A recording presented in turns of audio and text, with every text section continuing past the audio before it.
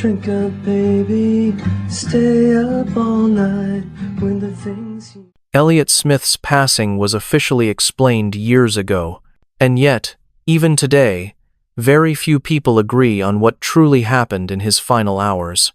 On a quiet afternoon in Los Angeles, far from any stage or spotlight, one of the most fragile and gifted songwriters of his generation was found unresponsive inside his own apartment. There were no witnesses, no final message, only a closed space and questions that refused to fade with time. To the world, Elliott Smith was the gentle voice behind haunting melodies, an artist who turned vulnerability into poetry.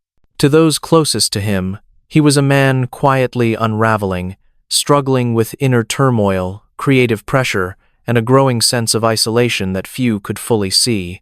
What really happened inside that apartment in October 2003? Was his death the outcome of a long internal battle, or were there details in those final hours that never quite added up? In the last moments of Elliott Smith's life, time seems to slow down. Every silence feels heavier. Every unresolved conflict feels closer to the surface. And as we carefully retrace those hours, step by step, a story begins to emerge, one that cannot be reduced to a single explanation. This is not just the story of how Elliott Smith passed away. It is the story of how he lived in the shadows of his own brilliance and how those shadows closed in during his final hours. The news spread quietly at first, then all at once. Within hours, Elliott Smith's name began to ripple across radio stations, music forums, and late-night television.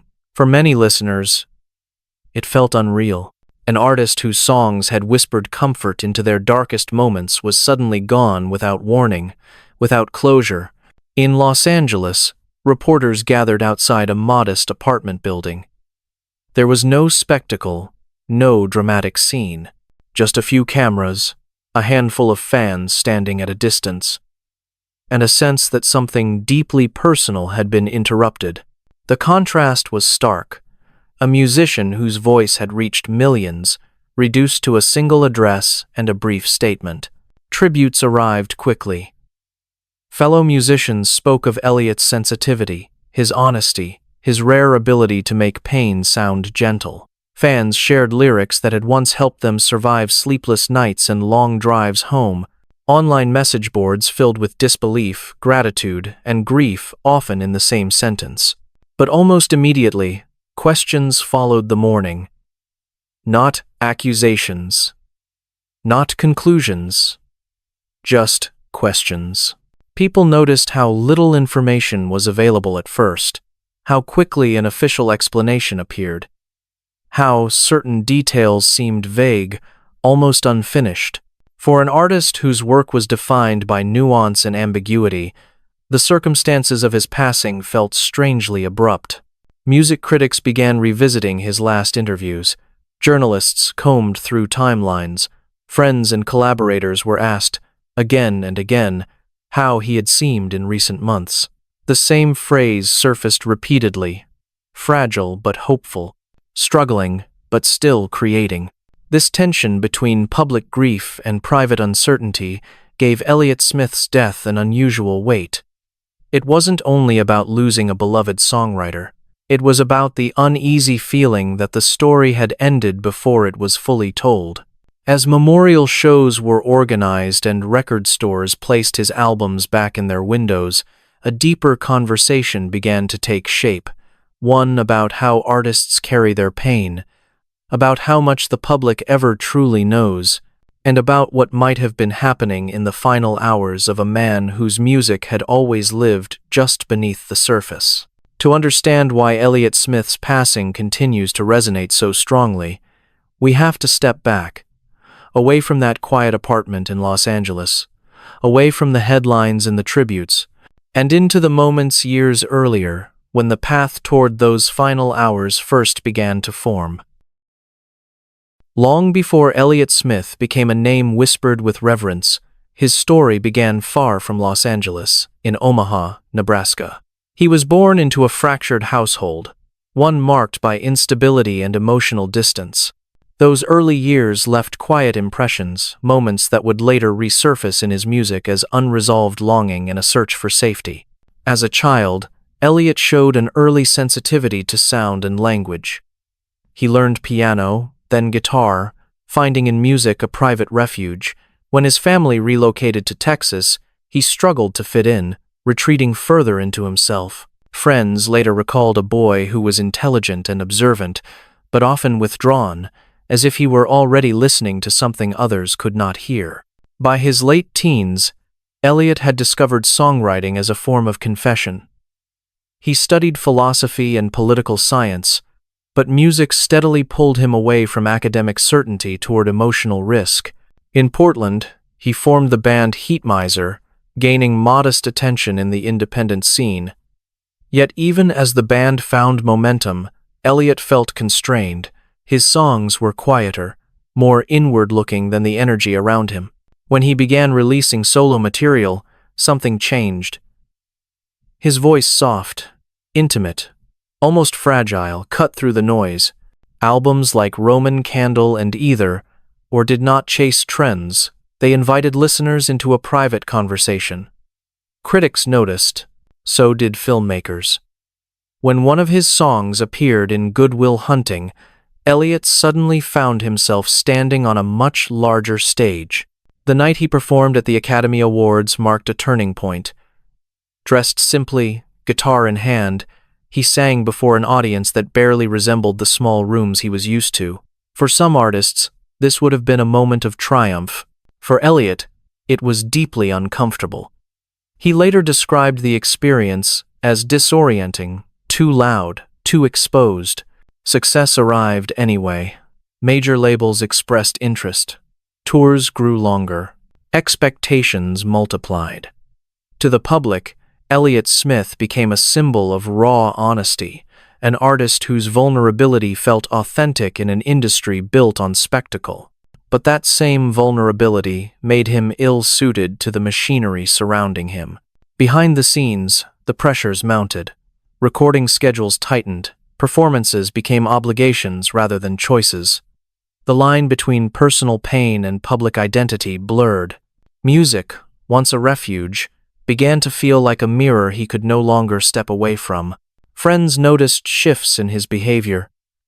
Periods of intense creativity were followed by long silences. He spoke openly about feeling disconnected, about carrying emotions he couldn't easily explain. Still, he kept writing, kept recording, kept showing up. From the outside, Elliott Smith's life looked like a quiet success story. Critical acclaim, devoted fans, artistic credibility. But beneath that surface, the foundations were beginning to strain.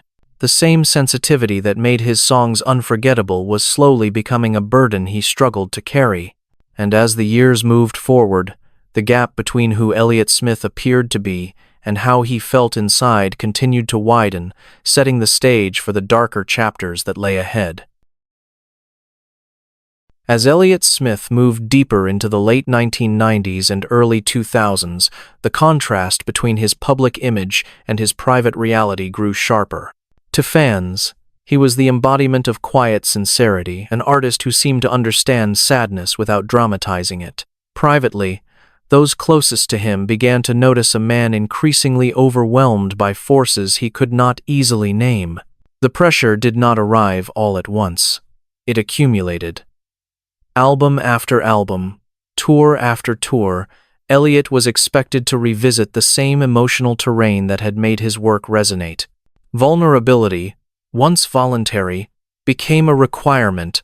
Interviews often circled back to the same questions about pain, darkness, and despair, reinforcing an image he no longer felt fully represented who he was becoming. During this period, Elliott's relationship with substances became a growing concern. Friends and collaborators later spoke of attempts to regain control, periods of stepping back, seeking help, and trying to reset. These efforts were real, but they were fragile. Recovery was not a straight line. Progress was often followed by setbacks, each one leaving him more discouraged than the last. Creatively, he remained prolific, but the process grew heavier. Recording sessions stretched on, sometimes without clear direction. He would start projects with enthusiasm, then lose confidence partway through. Perfectionism took hold. Songs were endlessly revised, re-recorded, and sometimes abandoned altogether. What once felt like expression began to feel like confrontation. Personal relationships also became strained. Elliott's sensitivity made connection intense but difficult to sustain. Misunderstandings lingered. Conflicts were often left unresolved, not out of indifference, but out of an inability to articulate what he needed. Those close to him sensed a growing isolation, even when he was not physically alone. There were moments that hinted at hope. Elliott spoke about new beginnings, about wanting to move forward creatively and personally. He expressed a desire to leave certain habits behind, to rebuild his life on steadier ground. These moments mattered. They complicate any simple narrative of decline, yet the underlying tension remained. Financial pressures, legal concerns, and the expectations of a demanding industry added layers of stress. Elliott was navigating not just personal struggles, but a system that often lacked the patience or structure to support someone as vulnerable as he was. By the early 2000s, the signs of exhaustion were difficult to ignore. Friends noticed how easily he became overwhelmed, how quickly small setbacks could spiral into deep discouragement, how silence began to replace conversation. This was not a sudden collapse.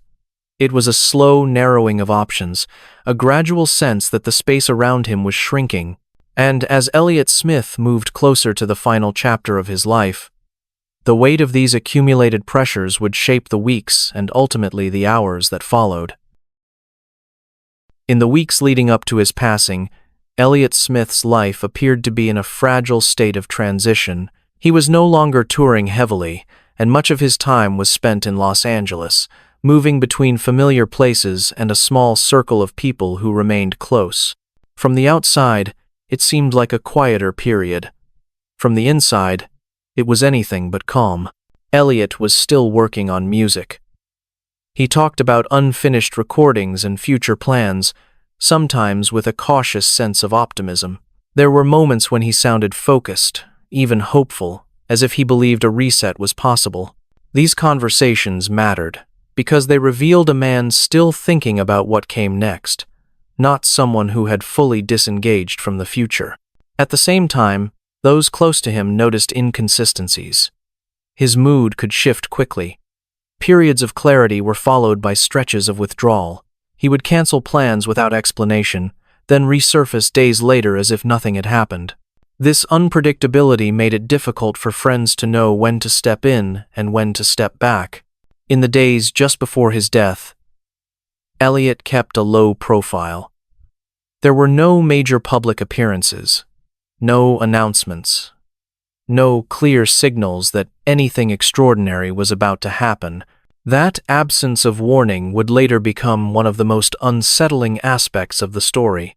Small details from that period began to stand out in hindsight, conversations that ended abruptly, messages that went unanswered, decisions that seemed minor at the time but later felt heavy with meaning. None of them, on their own, pointed clearly toward an ending. Together, they formed an uneasy pattern. Those closest to Elliott would later describe a sense of distance, emotional rather than physical. He was present, but hard to reach. Still engaged with the world, but increasingly turned inward. It was the kind of quiet struggle that rarely announces itself in obvious ways. Looking back, it is tempting to search for a single moment that changed everything. A conversation that could have gone differently. A sign that should have been taken more seriously. But in those final days, nothing appeared dramatic enough to demand immediate alarm. And that is what makes the approach to Elliott Smith's final hours so difficult to understand. There was no clear breaking point, no public unraveling, just a gradual tightening of circumstances that would lead, quietly and without spectacle, to the most critical day of his life. As we move closer to that day, the questions grow sharper. What did Elliott Smith do in the 24 hours before he was found? Who did he speak to? Where did time slip away? Because it is within those final hours that the story reaches its most fragile and most contested moment. What is known about Elliott Smith's final day comes from fragments, timelines reconstructed after the fact, brief accounts from those nearby, and official statements that leave much unsaid. There is no single, uninterrupted narrative. Instead, there is a quiet progression of hours, ordinary on the surface, that would later be examined with extraordinary care. That morning in Los Angeles began without headlines.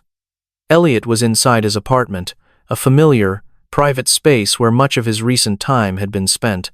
According to reports, there were no public plans, no scheduled meetings, no outward signs that the day would be different from the many quiet days that had come before it.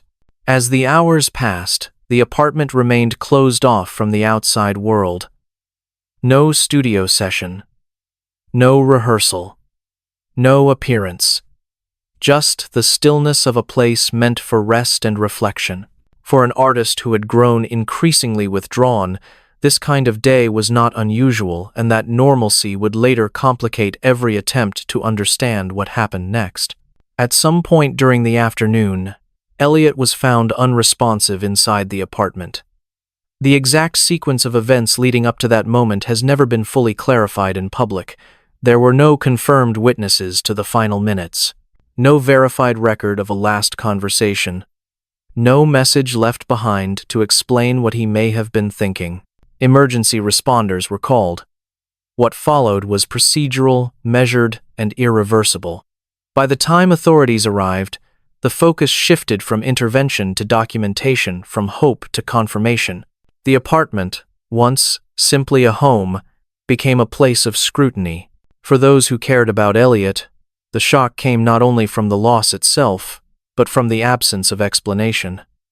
The final hours offered no clear turning point, no dramatic confrontation, no visible collapse, just a sudden end to a life that had always existed slightly out of view.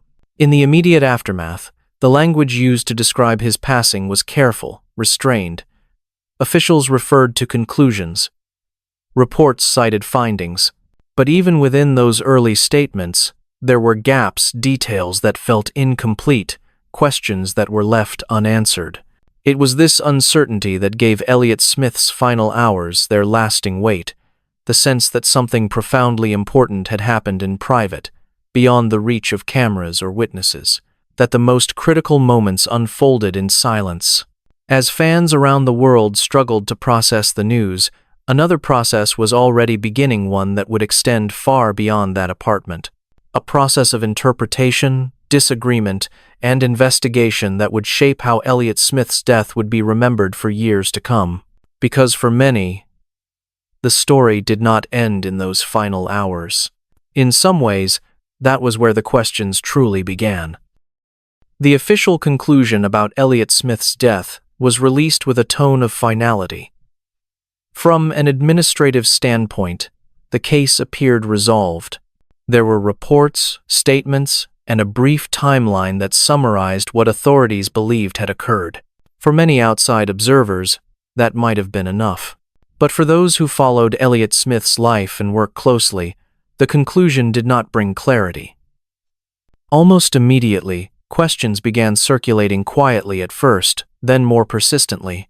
Not accusations, but uncertainties, the kind that emerge when details feel incomplete rather than overtly wrong. The absence of a final explanation, the lack of independent witnesses to the last moments, the difficulty of fitting the known facts into a single, clean narrative. Music journalists revisited earlier interviews, searching for context rather than proof. Friends and collaborators were careful with their words, often emphasizing how complex Elliott's inner life had been. Some described a man who had struggled deeply but was also trying, imperfectly, to move forward. Others admitted they were unsure how to interpret the final chapter at all. Online communities formed around these unanswered questions. Over time, discussions shifted from grief to analysis. Timelines were reconstructed. Official language was parsed closely. Each small inconsistency, real or perceived, became part of a larger conversation about whether the full story had ever been told publicly. Importantly, no definitive alternative explanation emerged. There were no confirmed findings that overturned the official conclusion. What remained instead was a persistent sense of ambiguity, a feeling that something deeply personal had happened behind closed doors, beyond the reach of complete understanding. This unresolved quality became central to how Elliott Smith's death was remembered. It was not defined solely by how it was classified, but by how many people continued to question it, not out of suspicion alone, but out of a desire for meaning. As the years passed, anniversaries brought renewed attention. Articles resurfaced. His music found new listeners, many of whom encountered the story of his final hours for the first time. And with each rediscovery came the same quiet question: did we ever truly understand what he was going through at the end? In that way, the aftermath of Elliott Smith's passing never fully settled. The investigation may have closed, but the conversation did not. His final hours remained suspended between official record and human doubt, a space where certainty was elusive and reflection felt unavoidable. Long after the questions surrounding Elliott Smith's final hours began to fade from headlines, his music remained, quietly, persistently, finding its way into bedrooms, headphones, late-night drives, and moments when words felt insufficient. Elliott never presented himself as a savior or a symbol. He wrote about confusion, regret, longing, and the fragile hope that sometimes appeared in between. That honesty became his legacy. Not perfection, not answers, but recognition, the feeling that someone else had once stood in the same emotional landscape. In the years after his passing, his songs took on new meaning. Lyrics once heard as melancholic became intimate documents of a mind trying to understand itself. For many listeners, Elliott Smith did not represent despair, but survival day by day, song by song. Looking back through the lens of his final hours, it becomes clear that his life cannot be reduced to its ending. The uncertainty surrounding his death mirrors the complexity of how he lived, quietly, vulnerably, and often misunderstood. What he left behind was not a single conclusion, but a body of work that continues to invite reflection rather than resolution. Perhaps the most lasting lesson of Elliott Smith's story is this: brilliance and fragility often coexist, unseen by those who only hear the finished song.